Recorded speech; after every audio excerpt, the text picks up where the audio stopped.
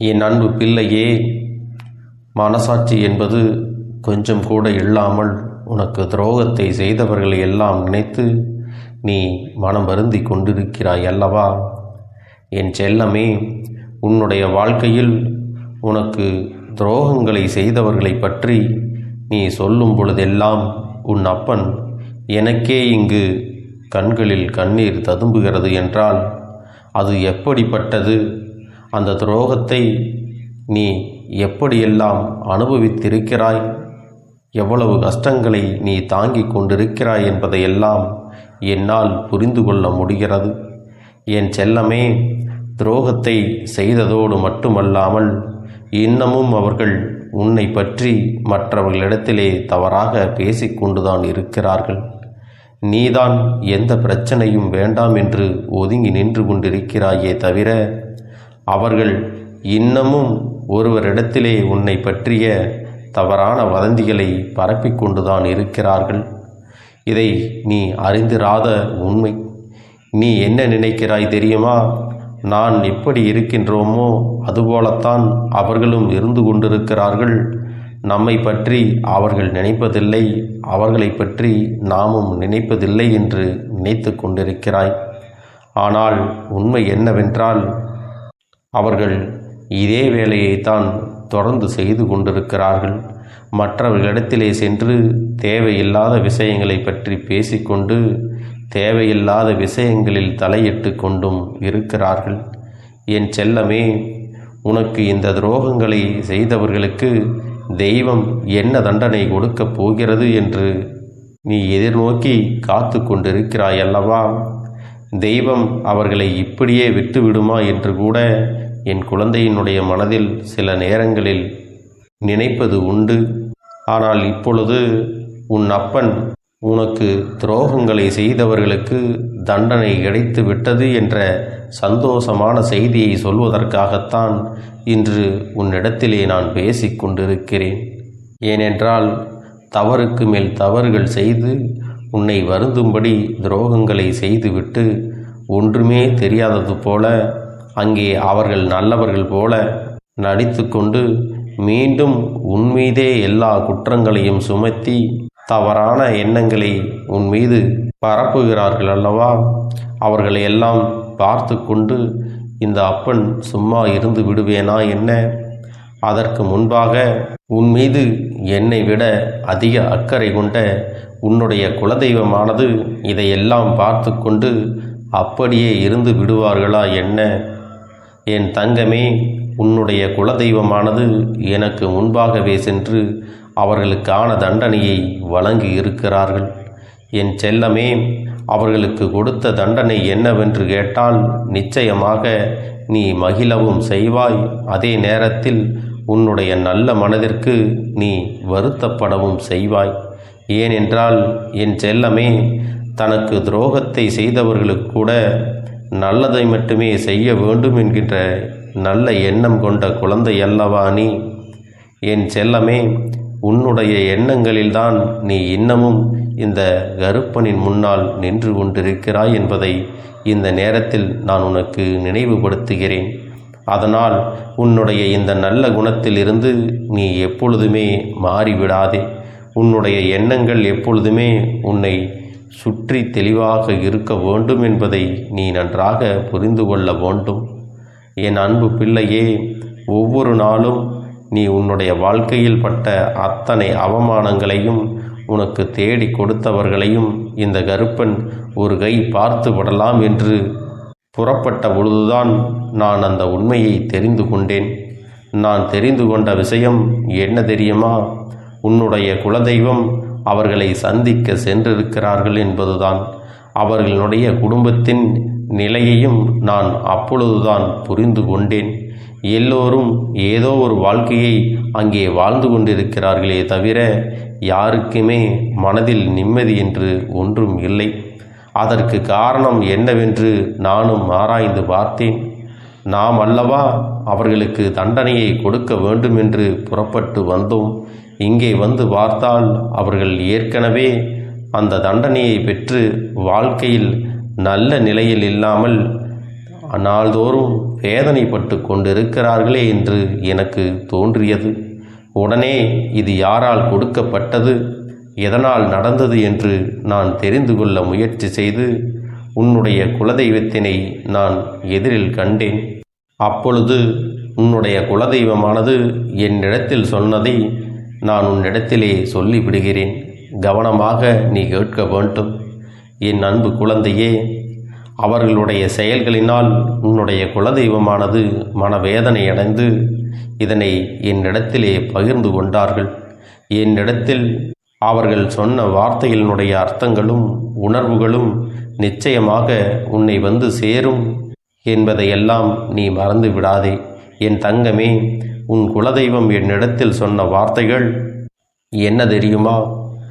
அவர்கள் உனக்கு ஏற்பட்ட துரோகங்களை கண்டுகொண்டுதான் இருந்தார்களாம். எந்த எல்லை வரைக்கும்தான் இவர்கள் செல்வார்கள் என்று அவர்கள் பார்த்து நின்று கொண்டிருந்திருக்கிறார்கள். அப்படிப்பட்ட அந்த நேரத்தில்தான் இவர்களினுடைய ஆட்டமானது ஒரு எல்லையை மீறி சென்று கொண்டிருந்தது. அதனால் அவர்கள் மனவேதனை அடைந்து விட்டார்கள். வேதனையின் உச்சமானது அவர்களை தண்டித்து விட வேண்டும் என்கின்ற அளவிற்கு அதிகமான கோபத்தை உண்டாக்கிவிட்டது. ஒருவராக இருந்து இந்த துரோகத்தை செய்துவிட்டால் பரவாயில்லை, ஒட்டுமொத்தமாக குடும்பத்தோடு சேர்ந்து ஒருவரை பழிவாங்க வேண்டும் என்று நினைப்பது எத்தனை பெரிய தவறு! அது நல்ல விஷயம் இல்லை இல்லையா? மட்டுமல்ல, அது என்னுடைய பிள்ளை அல்லவா? வாழ்க்கையில் ஒரு நாளும் யாருக்கும் எந்த ஒரு துரோகத்தையும் செய்ய நினைக்காத நல்ல குணங்களையுடைய என்னுடைய பிள்ளைகளுக்கு இப்படி ஒரு விஷயத்தை செய்து விட்டார்கள். என்னுடைய பிள்ளையின் குணங்கள் என்னவென்று தெரிந்தும் இவர்கள் இப்படி செய்திருக்கிறார்கள். என்னுடைய பிள்ளையானவள் தன்னிடத்தில் யாரேனும் வேண்டும் என்று கையேந்தி வந்துவிட்டால் தனக்கு இல்லை என்றாலும் கூட எடுத்து கொடுத்து விட்டு மற்றவர்களிடத்தில் மகிழ்ச்சியை காணக்கூடிய குழந்தை. அது மட்டுமல்ல, உதவி என்று வருவோருக்கு தன்னால் இயன்ற உதவிகளை எல்லாம் செய்யக்கூடிய நல்ல குழந்தை. அப்பேற்பட்ட ஒரு குழந்தைக்கு இவர்கள் காலம் காலமாக ஒன்றும் தெரியாதது போல் இருந்து கொண்டு தொடர்ந்து துரோகங்களை செய்து கொண்டே இருந்தால் இந்த அப்பனின் மனம் எப்படி சும்மா இருந்து விடும்? என்னுடைய மனம் வேதனை அடைந்துதான் அவர்களுக்கான தண்டனையை நான் கொடுத்து விட்டேன் என்று உன்னுடைய குலதெய்வமானது என்னிடத்திலே சொன்னார்கள்.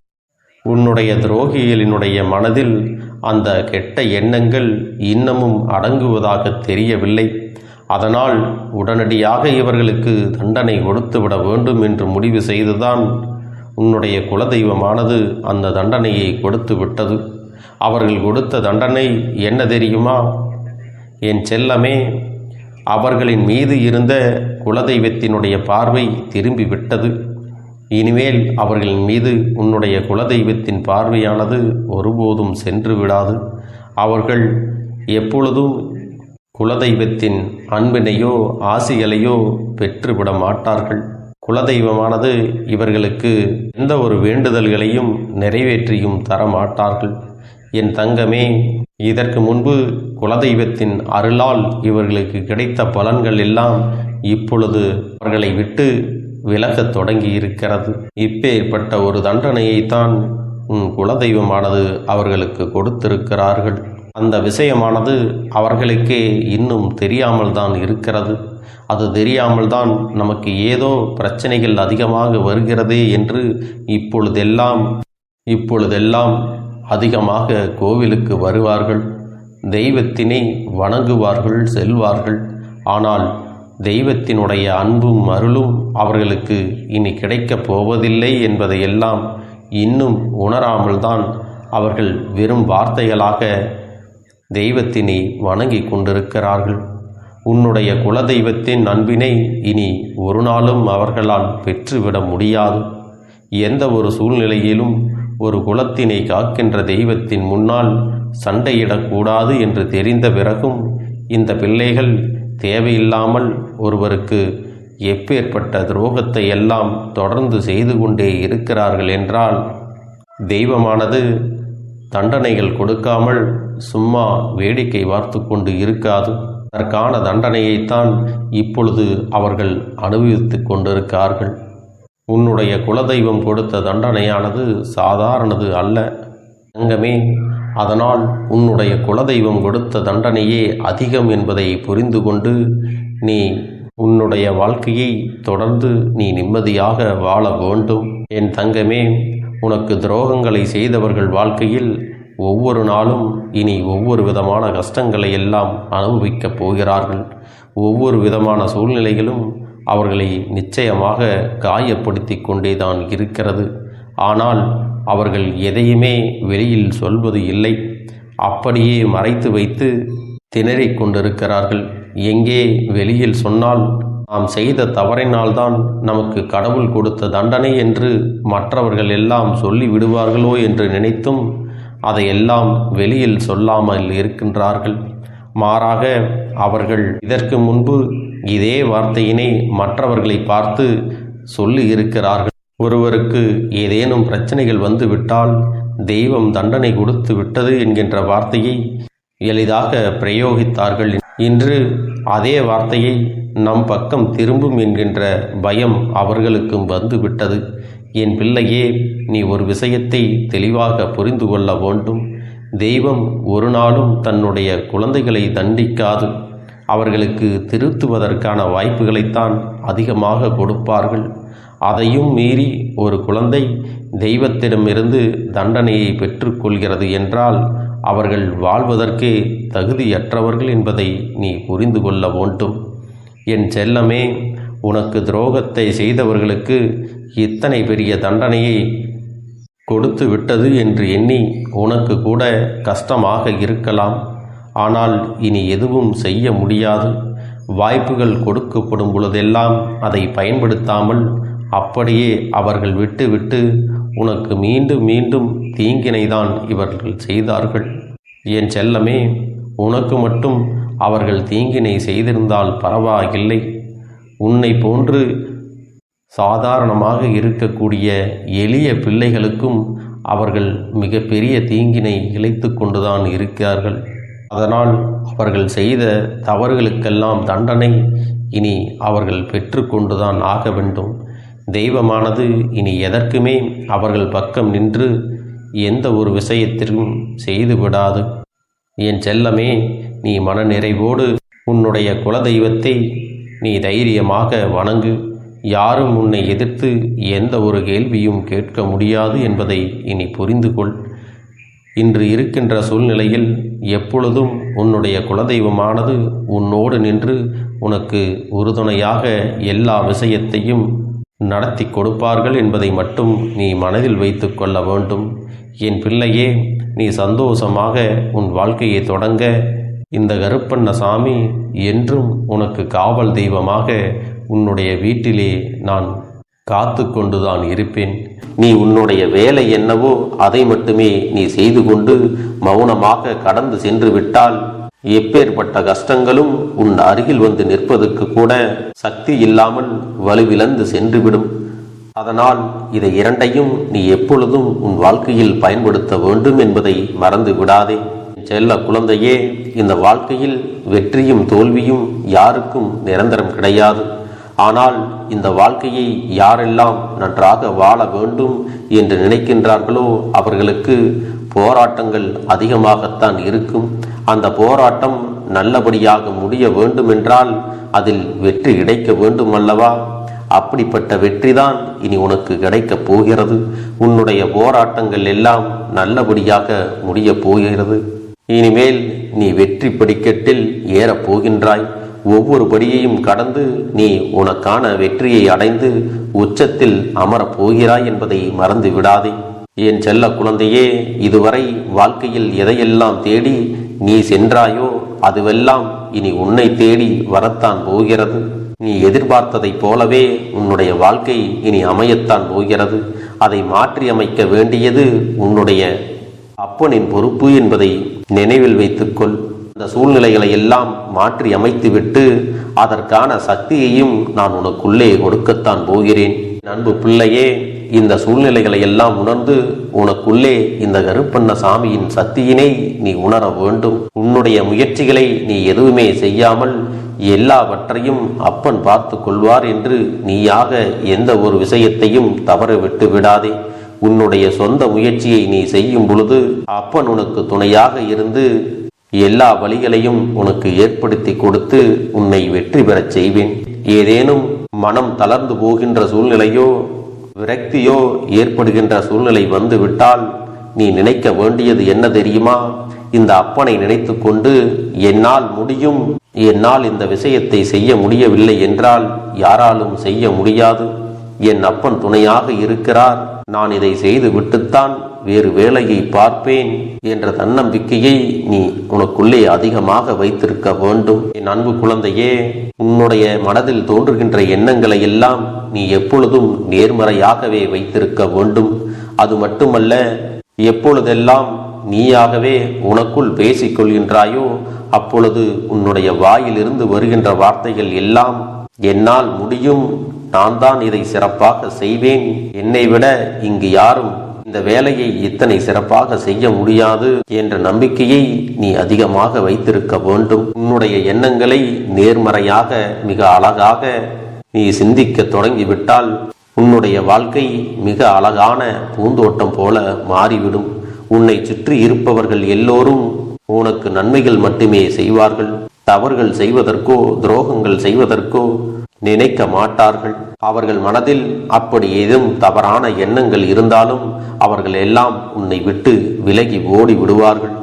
என் அன்பு குழந்தையே, உன் வாழ்க்கையில் எல்லா செல்வ வளங்களும் எல்லா நன்மைகளும் உனக்கு கிடைக்கும்படி நீ ஆசைப்பட்ட எல்லா விஷயத்தையும் நான் செய்து கொடுக்கப் போகின்றேன். எல்லாமே உன்னுடைய நன்மைக்காகத்தான் அமையப் போகின்றது. எல்லோருக்கும் அவர்கள் நினைத்தது போல ஆசைப்பட்ட வாழ்க்கை அமைந்து விடாது. அதே நேரத்தில் நீ இந்த அப்பனை நம்பிக்கொண்டு தொடர்ந்து நீ முயற்சி செய்து கொண்டு வருவதால் நீ எதிர்பார்த்ததை விட அழகான சிறப்பான வாழ்க்கையை நான் அமைத்து கொடுக்கத்தான் போகிறேன். யார் என்ன நினைத்தாலும் பரவாயில்லை என்று யாரையும் நீ ஏமாற்றாமல் உண்மையாகவும் நேர்மையாகவும் உன்னுடைய மனசாட்சிப்படி நீ வாழ்ந்தாலே போதும். உன்னிடத்தில் தெரிந்தே தவறுகள் செய்பவர்களையும் துரோகங்கள் செய்பவர்களையும் மீண்டும் மீண்டும் நம்பும் அளவிற்கு நீ ஒருபோதும் முட்டாள்தனமாக இருந்து விடாதே. என் செல்லமே, அப்படிப்பட்டவர்களிடமிருந்து நீ விலகி இருந்து அவர்களுக்கான அந்த தவறினை உணர்த்த வேண்டும். உன்னுடைய நடவடிக்கைகள் தான் அவர்களுக்கு மீண்டும் அப்படி ஒரு தவறு செய்துவிடக் கூடாது என்ற எண்ணத்தை உருவாக்கும். என் தங்கமே, அது உனக்கு பாதுகாப்பாகவும் இருக்கும் என்பதை நினைவில் வைத்துக் கொள்ள வேண்டும்.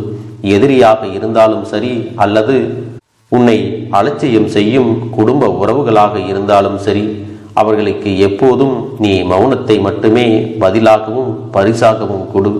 விரைவில் உன் வாழ்க்கை மாறுமல்லவா? அப்போது எல்லாவற்றையும் அவர்களாகவே உணர்ந்து கொள்வார்கள். எப்பொழுதும் நீ மற்றவர்களிடத்தில் நன்றியுணர்வோடு இருந்து கொண்டால் அதுவே உனக்கு எல்லா நன்மைகளையும் கொண்டு வந்து கொடுக்கும். என் அன்பு பிள்ளையே, அப்படி உன்னுடைய நாவினால் நீ ஒருபோதும் இனி சொல்லக்கூடாது. நீ என்ன சொல்கிறாயோ அதுதான் உன்னுடைய வாழ்க்கையிலும் நடக்கும்.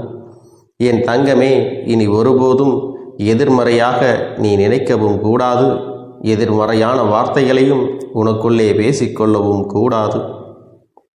முதலில் நீ இதுபோன்று புலம்புவதை எல்லாம் நிறுத்தி கொள்ள வேண்டும். இன்றையிலிருந்து நீ ஒரு முடிவை உறுதியாக எடுத்துக்கொள்ள வேண்டும். இந்த அப்பன் உனக்கு இதனை சத்திய வாக்காக சொல்கிறேன். இன்றைய தினத்திலிருந்து எண்ணி ஒரு வாரத்திற்கு அதிகாலையிலும் அல்லது மாலை நேரத்தில் என்னை வழிபடும் பொழுது நீ இதை உன்னுடைய நாவினால் என்ன சொல்கிறாயோ அதை உனக்கு ஒரு வாரத்திலே நான் நடத்தி கொடுப்பேன் என்பதை நீ முழுமையாக நம்ப வேண்டும். இந்த அப்பன் சொல்வதை நீ கவனமாக கேட்டு நீ என்னிடத்தில் என்ன சொல்கிறாயோ அதை நான் உனக்கு நிச்சயமாக நடத்தி கொடுத்து உன் வாழ்க்கையில் அதை நிரந்தரமாக இருக்கச் செய்வேன் என்பதை நீ நினைவில் வைத்து கொள்ள வேண்டும். இனி வரக்கூடிய அந்த வாரத்தில் எனக்கு நடக்காது, எனக்கு கிடைக்காது, எனக்கு அவ்வளவுதான், என்னுடைய வாழ்க்கை முடிந்து விட்டது, அவ்வளவுதான், என் வாழ்க்கை அப்படியே சென்று விட்டது, இனிமேல் எனக்கு யாரும் இல்லை, என் வாழ்க்கையில் ஏமாற்றம்தான் கிடைக்கும் என்று சொல்லிக் கொண்டிருந்தால் உனக்கு எதிர்மறையாகத்தான் நடக்கும். என் வாழ்க்கையில் அவர்கள் வந்துவிட்டார்கள். என் வாழ்க்கை உயரப் போகிறது. என் வாழ்க்கை வெற்றியாக இருக்கப் போகிறது. என் வாழ்க்கை மகிழ்ச்சியாக இருக்கப் போகிறது. எனக்கு கடன் பிரச்சனைகள் தீரப்போகிறது. என் இல்லத்தில் பணம் பெருகப் போகிறது. எனக்கு குழந்தை வரம் கிடைக்கப் போகிறது. அதைப்போல எனக்காக என் உறவு என்னை தேடி வரப்போகிறது. பேசாத உறவுகள் எல்லாம் நான் தான் தானே பேச வேண்டும் என்று பேசப் போகிறார்கள். இப்படி உன்னுடைய வார்த்தைகளும் எண்ணங்களும் எப்போதும் உனக்கு சந்தோஷமாக இருக்கும்படி இந்த ஒரு வாரத்திற்கு நீ இப்படித்தான் பேச வேண்டும். பேசவில்லை என்றாலும் மனதால் நீ இப்படித்தான் நினைத்து சந்தோஷப்பட வேண்டும். அதைத்தான் நான் உனக்கு சத்திய வாக்காக சொல்லுகிறேன். இந்த எண்ணமானது உனக்கு முழு மனதோடு இருக்க வேண்டும். இந்த ஒரு வாரத்தில் நீ எதையெல்லாம் பேசுகிறாயோ அதையெல்லாம் நான் உனக்கு நிச்சயமாக நடத்தி கொடுப்பேன். என் தங்க பிள்ளையே, நீ பேசுவதற்கு தயாராகி விட்டாயா? உன் மனதில் அதை நினைப்பதற்கு தயாராகி விட்டாயா? இப்பொழுது இந்த அப்பனும் உனக்காக தயாராகி இருக்கிறேன். என் அன்பு பிள்ளையே, நான் சொல்லுகின்ற வாக்கு உனக்கு முழுமையாக பொருந்தும் என்பதை நீ உணர்ந்து கொள். நான் சொல்வது ஒன்று செய்வது ஒன்று என்று மாற்றி மாற்றியெல்லாம் செய்ய மாட்டேன்.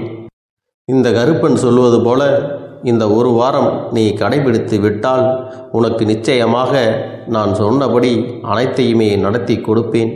இந்த கருப்பன் நான் செய்வதற்கு தயாராக இருக்கிறேன்.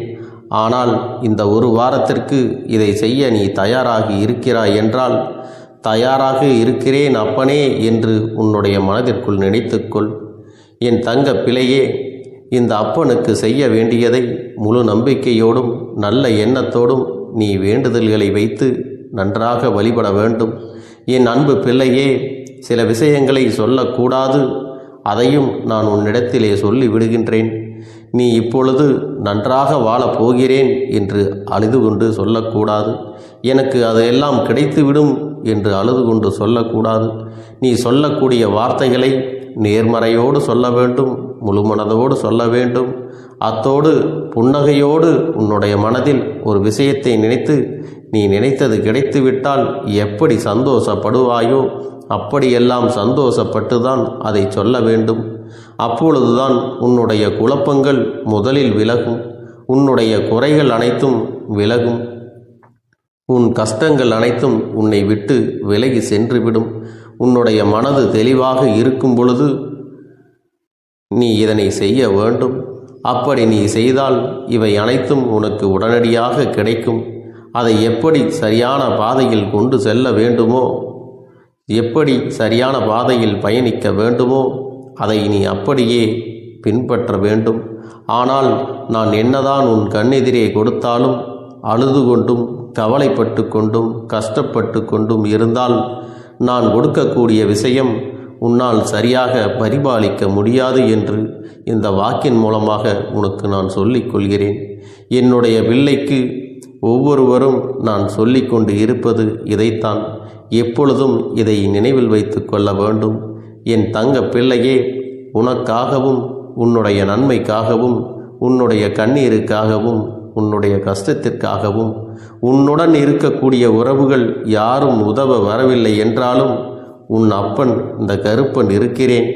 நீ என்னை முழுமையாக நம்பு. நான் உனக்காக உதவி செய்ய வருவேன்.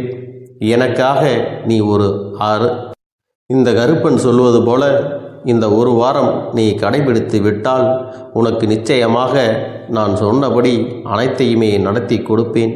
இந்த கருப்பன் நான் செய்வதற்கு தயாராக இருக்கிறேன். ஆனால் இந்த ஒரு வாரத்திற்கு இதை செய்ய நீ தயாராகி இருக்கிறாய் என்றால், தயாராக இருக்கிறேன் அப்பனே என்று உன்னுடைய மனதிற்குள் நினைத்துக்கொள். என் தங்க பிள்ளையே, இந்த அப்பனுக்கு செய்ய வேண்டியதை முழு நம்பிக்கையோடும் நல்ல எண்ணத்தோடும் நீ வேண்டுதல்களை வைத்து நன்றாக வழிபட வேண்டும். என் அன்பு பிள்ளையே, சில விஷயங்களை சொல்லக்கூடாது. அதையும் நான் உன்னிடத்திலே சொல்லி விடுகின்றேன். நீ இப்பொழுது நன்றாக வாழப் போகிறேன் என்று அழுது கொண்டு சொல்லக்கூடாது. எனக்கு அதையெல்லாம் கிடைத்துவிடும் என்று அழுது கொண்டு சொல்லக்கூடாது. நீ சொல்லக்கூடிய வார்த்தைகளை நேர்மறையோடு சொல்ல வேண்டும், முழுமனதோடு சொல்ல வேண்டும். அத்தோடு புன்னகையோடு உன்னுடைய மனதில் ஒரு விஷயத்தை நினைத்து நீ நினைத்தது கிடைத்துவிட்டால் எப்படி சந்தோஷப்படுவாயோ அப்படியெல்லாம் சந்தோஷப்பட்டுதான் அதை சொல்ல வேண்டும். அப்பொழுதுதான் உன்னுடைய குழப்பங்கள் முதலில் விலகும், உன்னுடைய குறைகள் அனைத்தும் விலகும், உன் கஷ்டங்கள் அனைத்தும் உன்னை விட்டு விலகி சென்றுவிடும். உன்னுடைய மனது தெளிவாக இருக்கும் பொழுது நீ இதனை செய்ய வேண்டும்.